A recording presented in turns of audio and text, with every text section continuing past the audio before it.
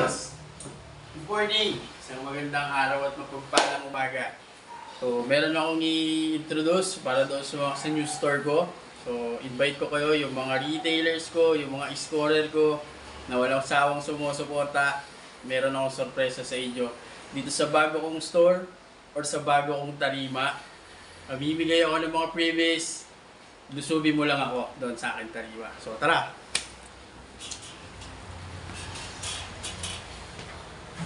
So, nakikita mo to.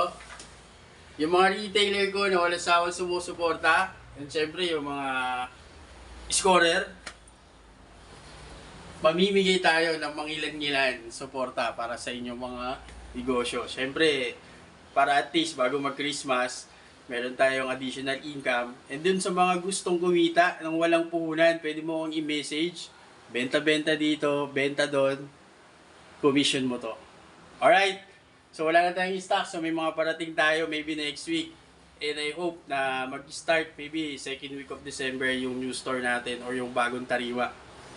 Doon sa mga scorer, lusubi mo lang ako nang bahala doon sa responde ninyo. Alright, thank you. Cheers!